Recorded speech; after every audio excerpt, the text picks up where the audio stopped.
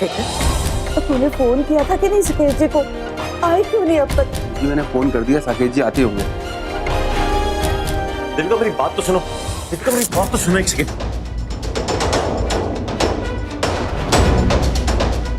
Devika please मेरी बात का यकीन करो। क्या करूं? एक तो मोंटी की टेंशन, ऊपर से सुनने को तैयार नहीं।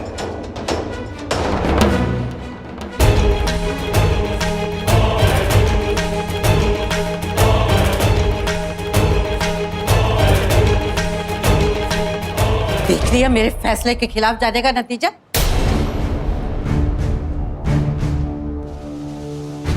आज साक्षी की जो हालत हुई है ना, उसकी जिम्मेदार तू है देविका, तू। यही परिवार मिला था तुझे अपने वास्ते? हाँ, गलत कदम उठाया तूने और सजा भुगत रही है बेचारी साक्षी। आप इससे क्यों बोल रहे हैं? इसमें इसकी क्या गलती है? तू बीच में मत बोल। मैं अपनी पोती से बात कर रही हूँ, तुझसे तो मैं बाद में निपटूंगी। तू रो क्यों नहीं है देविका? तुझे साक्षी का दुख क्यों लग रहा है? कोई हक नहीं बनता तेरा, क्योंकि वो कोई नहीं लगती तेरी, कोई नहीं, समझी तू? दुख मनाना है तो अपने देवर का मना, बंद करिए मगरमच्छ के आंसू बहाना। दादी प्लीज ऐसे मत बोलिए। साक्षी मेरी छोटी बहन है, मैं उससे कितना प्यार करती हूँ। उसकी हालत देखकर मेरे ऊपर क्या बीत रही है सिर्फ मैं जानती हूँ। दादी प्लीज ऐसे मत बोलिए। मैं बहुत प्यार करती हूँ उससे। उसको एक बार होश में आ जाने दीजिए, फिर उससे तो जब होश आएगा तब आएगा, लेकिन तू कब होश में आएगी देविका, कब? मतलब आज तुझे साबित करना होगा कि तू सच में साक्षी के साथ है। आज तुझे फैसला करना होगा। कैसा फैसला दादी? तुझे ये फैसला करना होगा कि तुझे कौन सही लगता है और तू किसका साथ देगी। साक्षी का, अपने मायके वालों का, या अपने ससुराल वालों का, जिनकी सोच, जिनका हर कदम गलत है।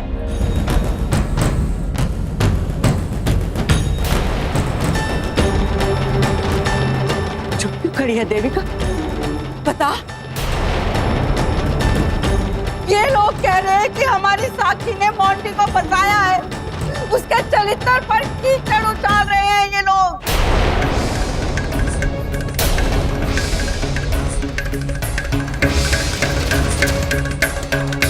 बोल देविका, तू अपने लफंगे देवर का साथ देगी या अपनी बहन साक्षी का, जो तुझे जी जान से प्यार करती है?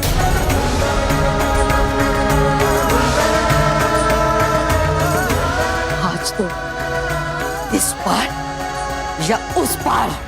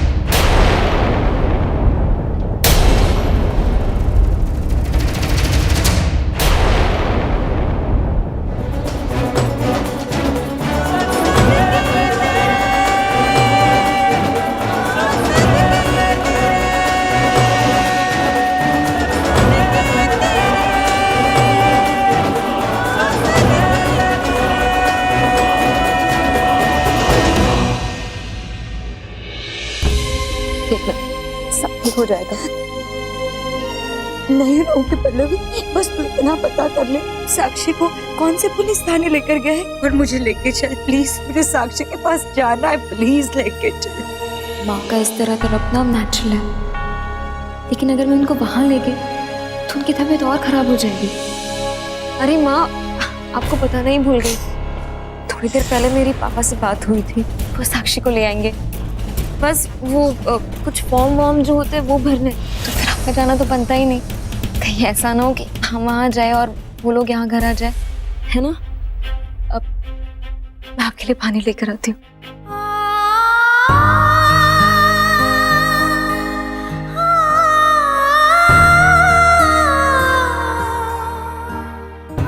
कोई डिस्कशन नहीं होगा, आप चुपचाप दवाई लेंगे और आराम करेंगे।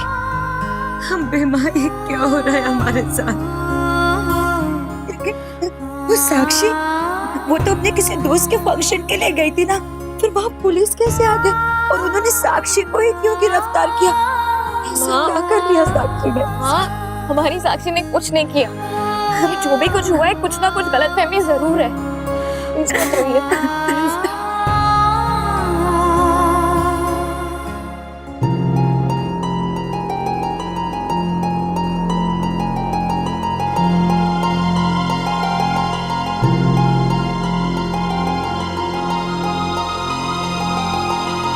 सारी सजावट, ये फूल, ये कैंडल्स, क्या ऐसा क्या खास हुआ था?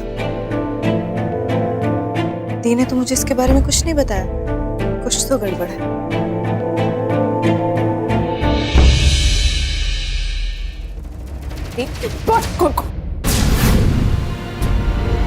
क्या हुआ दी? सिया, अब डर क्यों गई?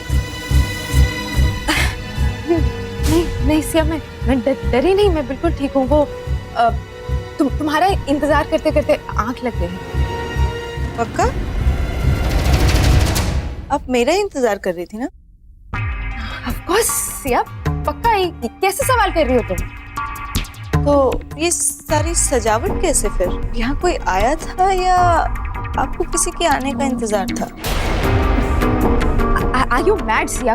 कौन आएगा यहाँ? और तुम थक गई होगी ना, तुम देर रात तक पढ़ रही थी। तुम एक काम करो, तुम जाकर सो जाओ, मैं भी सो जाती हूँ। ओके? सॉरी दी, लेकिन आप बहुत ही अजीब बिहेव कर रहे हैं। कहीं ऐसा तो नहीं कि आप मुझसे कुछ छुपा रहे हो?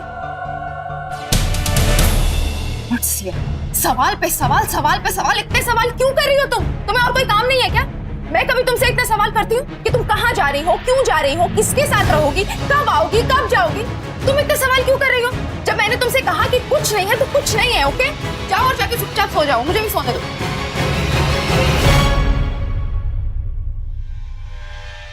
देखिए इंस्पेक्टर साहब, आप भी कोई चार्ज मत लगाइए ना, पूरे मामले को सुलझने तो दीजिए। थानेदार साहब, आप समझते क्यों नहीं हो? मेरा मोंटी पुत्र बिल्कुल बेकसूर है। मेरी निर्दोष पोती सारे शहर में बदनाम हो जाएगी थानेदार साहब। देखिए इंस्पेक्टर साहब, समझने की कोशिश कीजिए। मेरी बेटी का इस ड्रग्स से कोई लेना देना नहीं है। थानेदार साहब, आप प्लीज आप समझिए ना बात हमारी। आप तो सुन ही नहीं रहे।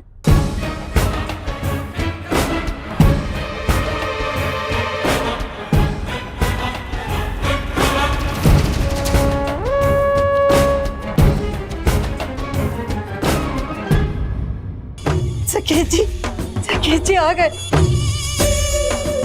देविका, बिल्कुल फिक्र मत करो, मैं आ गया, सब संभाला हुआ। क्या हो रहा है इंस्पेक्टर? शायद आप जानते नहीं, ये लोग मेरे परिवार हैं, मेरे अपने हैं। वही लड़की बेकसूर है, जिसके ऊपर कोई केस नहीं लगेगा। मगर सर वो आपके पास ऐसा क्या सबूत है जिससे ये प्रूव हो सके कि गलती इसी लड़की की है? सर ये फोटोज।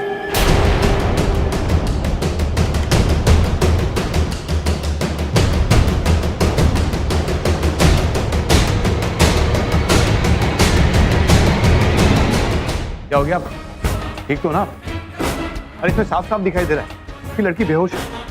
हो सकता है कि इसकी बेहोशी का फायदा उठाकर किसी ने फोटो खींची हो। अगर ऐसी हालत में रास्ते में पड़ी होती और किसी ने इसके साथ जबरदस्ती की होती तो आप कैसे दोषी मानते? बताइए। अरे बेचारी पब में गई, किसी ने धोखे से इसके ड्रिंक में कुछ मिला दिया और ये फोटो खींची। अब भी आप इसे गुनहगार समझ रहे हैं? अब मैं ये नहीं कह रहा हूँ कि आप केस मत कीजिए, केस कीजिए, मैं आपकी मदद करूंगा, देखिए आप कीजिए, लेकिन हाँ, इसे मेरे गारंटी पर छोड़ दीजिए।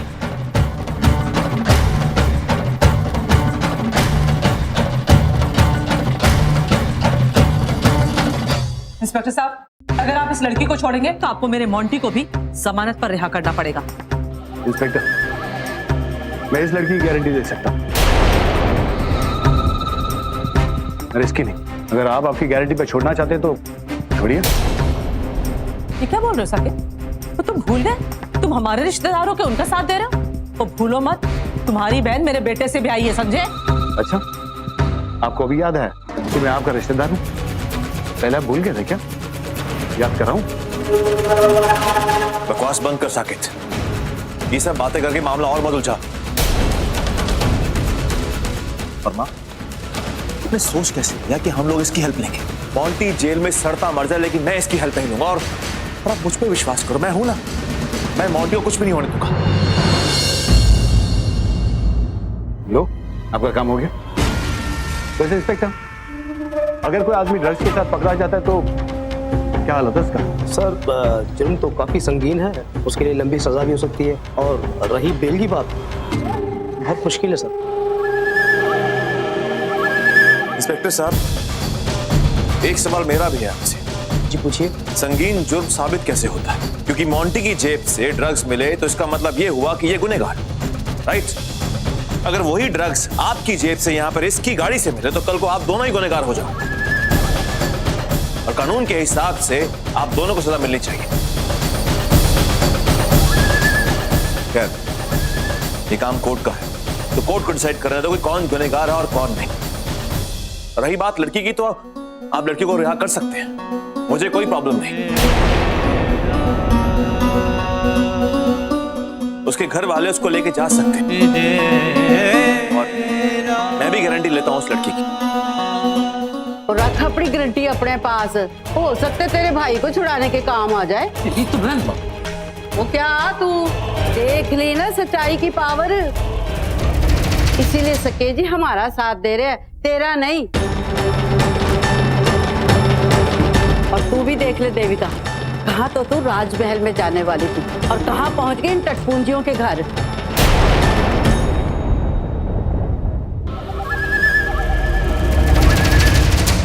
चलो भाई, लेके चलो इसको।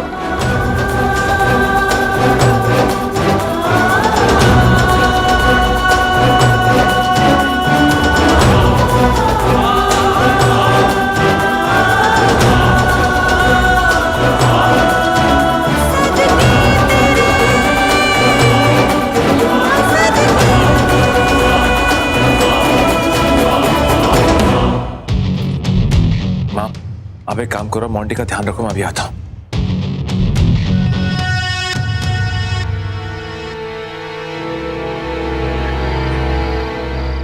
देविका,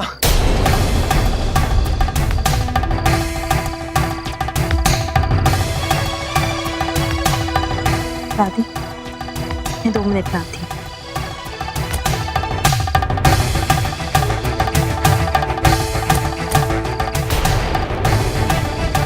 क्या है? बोलो जो बोलना है, मेरे पास ज्यादा टाइम नहीं है। मैं जानता हूं कि तुम बहुत परेशान हो। साक्षी की हालत देखकर तुम्हें बहुत दुख पहुंचा है और मैं तुम्हारी पीड़ा समझ सकता हूं।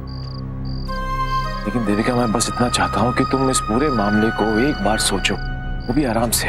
कब, कैसे, क्या हुआ, ये सब कौन जिम्मेदार है, ये सब बातें तुम्हें सोचनी चाहिए। मेरे पास अभी कहने के लिए कुछ भी नहीं है, और ना ही कुछ कहकर मैं बात को और उलझाना चाहता हूँ, बिगाड़ना चाहता हूँ। मैं बस ये चाहता हूँ कि इस बात को लेकर दोनों परिवारों के बीच में कोई तनाव ना हो, कोई अनबन ना हो। ये बात और कितना उलझेगी? ऑलरेडी उलझी हुई है और मुझे कोई फर्क नहीं पड़ता। मेरे लिए सारी बातें कोई मायने ही नहीं रखती है कि किसकी गलती है और किसकी नहीं, ये सब कैसे हुआ, किसने किया। मायने ये रखता है कि जो कुछ भी गलत हुआ है उसका अंजाम किसको भुगतना पड़ेगा, बदनाम कौन होगा, नाम किसका खराब होगा।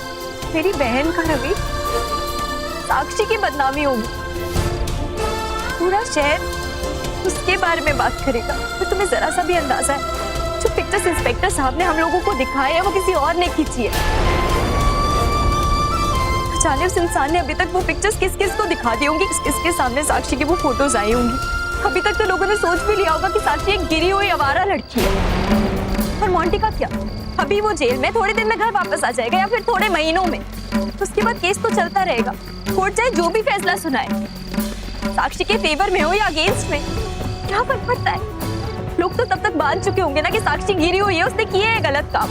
वो बेचारी किस किस को जाके बताएगी, किसको जाके कहेगी कि वो निर्दोष है, उसने कुछ नहीं किया। लेकिन तुम्हें उससे क्या, तुम तो खुद भी ऐसे हो ना, लड़कियों को इस्तेमाल करके उनको फेंक देते हो।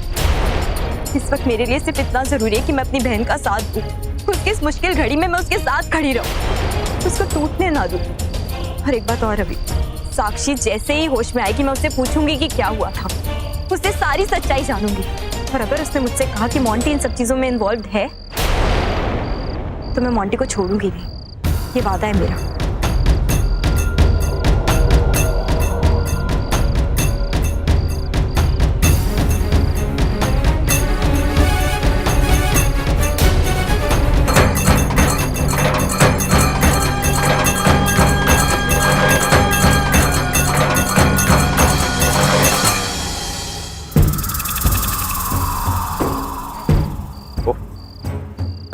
कितना बुरा लगता है ना, जिससे हम प्यार करते हैं अगर वो हमसे नफरत करे, हमें गलत समझे तो, जिसकी खुशी के लिए हम कुछ भी कर सकते हैं लेकिन फिर भी उन्हें दुखी कर देते। ये किस्मत भी ना कब पलट जाए पता ही नहीं चलता। दे गए ना गाँव हमारे दिल पे, अरे तुम्हारी बीवी ने, लेकिन हाँ मेरे और किस्मत की ना कुछ अलग ही बात है। हम दोनों की अच्छी सेटिंग है। अब देखो ना, देविका मुझे कभी गलत समझ ही नहीं सकती है, क्योंकि उसे पता है कि मैं उससे सच्चा प्यार करता हूँ। गलत समझने की गुंजाइश ही नहीं है। वो भी तुम्हारा। साकेत, तुम्हें शायद नहीं मालूम, लेकिन औरों के साथ धोखा करते करते तुम खुद को भी धोखा दे रहे हो। एक बात मैं तुम्हें बताऊंगा आज, हर गलत फहमी को काटने के लिए एक सबसे बड़ी ताकत होती है, और वो है सच्चाई। वो हर झूठ को काट देती है। जिस दिन तुम्हारा असली चेहरा, तुम्हारी बुरी नीयत, तुम्हारा धोखा, तुम्हारी मकारी सबके सामने आएगी, उस दिन कोई भी तुम पर विश्वास नहीं करेगा, कोई भी नहीं, इनफैक्ट देविका भी नहीं। और रही बात मेरी और देविका के रिश्ते की, तुम जितनी मर्जी कोशिश कर लो हम दोनों के बीच में दरार डालने की, लेकिन एक बात तुम याद रखो साकिब, हम दोनों एक मजबूत रिश्ते में बंधे हुए हैं, और उस रिश्ते को कहते हैं शादी का बंधन। इसमें इतनी ताकत होती है, इतनी ताकत होती है कि कोई भी गलत फहमी ज्यादा देर तक टिकती नहीं। रही बात तुम्हारी झूठी हमदर्दी और अच्छाई के नाटक की, तो याद रखो साकिब, दिखावे की उम्र ज्यादा लंबी नहीं होती। जिस दिन तुम्हें ठोकर पड़ी ना, सर से पांव तक तुम्हारी जो अकड़ है ना, तुम्हारा साथ छोड़ देगी। याद रखना मेरी इस बात को। शुभकामनाओं के लिए शुक्रिया। वैसे तुम्हें भी मुबारक हो। अरे हाँ, अपनी आगे की शादीशुदा जिंदगी तुम्हें अकेले गुजारनी है, तो मुबारकबाद तो बनता ही है। हाँ, मैं भी तुमसे एक वादा करता हूँ, तुम्हारी आंखों के सामने तुम्हारी बीवी को यहाँ से ले जाऊंगा, और तुम कुछ नहीं कर पाओगे। और बस कुछ दोनों की बात है, उसके बाद तुम्हारी जिंदगी से भी ले जाऊंगा उसे। फिर तुम अपना ये राग अलापते रहना, शादी का बंधन, पवित्र बंधन, मजबूत बंधन, और जो चाहे सपने देखने का शौक है ना, अब टूटते हुए देखो उसे, मजा आएगा। चलता हूँ।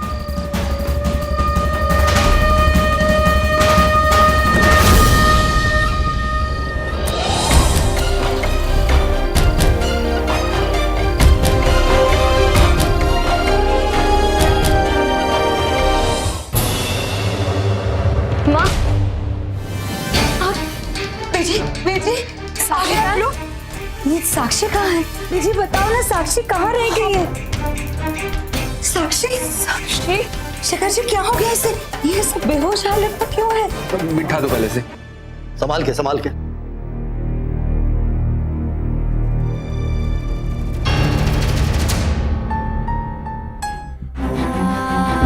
साक्षी, साक्षी क्या हो गया तुझे? लाडो ये ऐसे बेहोश हालत में क्यों है? ये आंखें क्यों नहीं खोल रही? साक्षी आंखें खोल, तो देखना सब लोग तेरा इंतजार कर रहे थे, सब तेरे सामने हैं। लाडो से हो क्या गया है? साक्षी आंखें खोल ना, साक्षी क्या हो गया? बस कर रेखा, और ये रोने धोने और हाय तौबा मचाने से ना जो बात बिगड़ी है वो सही नहीं हो जानी, समझी तू? और बड़ा नाज था ना तुझे अपनी परवरिश पे, और माँ का काम सिर्फ अपने बच्चों पे लाड प्यार बरसाना ही नहीं होता, उनकी सलामती का ध्यान रखना भी होता है। लेकिन तुझे तो हमेशा अपनी करनी होती है ना, और मेरे फैसले के खिलाफ जाके तूने लड़कियों को इतनी आजादी दी ना, ये उसी का नतीजा है। अब रोने से क्या फायदा, इसलिए चुप हो जा। बीजी भगवान के लिए शांत हो जाइए। वक्त और हालात की नजाकत तो देखिए बीजी, ये वक्त नहीं है इन सब बातों का। पर हालात पैदा किसने किए हैं? इसकी वजह से ये आज मुसीबत आई है हम पे ना। इसको भी तो पता चलना चाहिए ना कि इसकी बेटी ने क्या गुल खिलाए हैं। ये मेहरबानी करके चुप हो जाइए, मत कहिए ये सब इस वक्त। जानना चाहती है ना कि क्या हुआ है इसको, है? ये जो हालत देख रही है ना अपनी बेटी की, इसी हालत में पुलिस वालों को मिली थी, वो भी किसी क्लब श्लब के यहाँ और मोंटी के साथ। और ये भी बताया पुलिस वालों ने कि नशे की दवाइयां मिली है इनके पास से।